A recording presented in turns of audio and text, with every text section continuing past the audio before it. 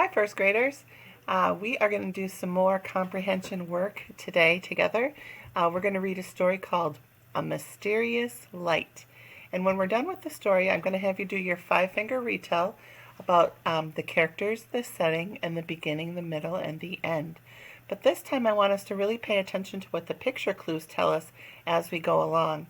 And after, when you're filling out your five-finger template, if you can't remember, it's a good idea to go back and listen to the story again so you can get some clues from the pictures in the story. So let's get started. Mysterious Light. This book is a realistic fiction, and that is a genre that has a beginning, middle, and end. The setting could happen in the real world. The characters act, talk, think, and feel just like real people. And the events are believable and true to life. They could really happen.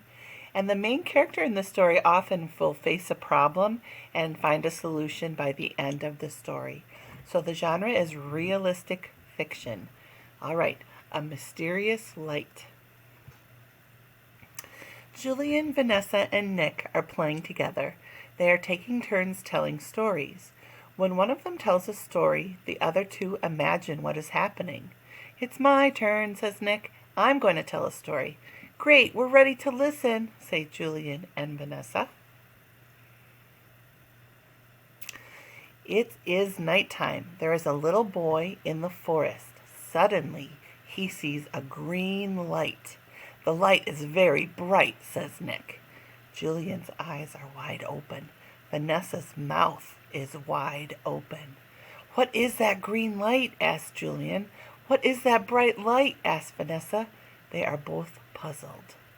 I like how the people who are listening to the stories are making mental images. They're trying to imagine what's happening in their heads, since there aren't any pictures to look at while their friend is telling the story. "Keep listening. Are you curious?" asks Nick. "Yes," says Julian. "Me too," says Vanessa. "I'm curious too."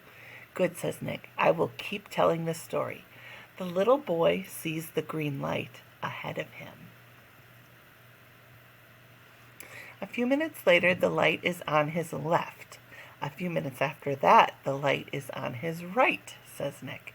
Julian and Vanessa are puzzled. "What is that green light?" "What is that green light?" shouts Julian. "Where does it come from?" asks Vanessa.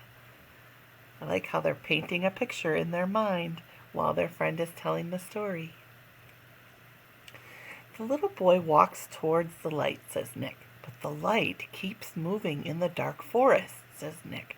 "Sometimes it moves fast, sometimes it moves slowly."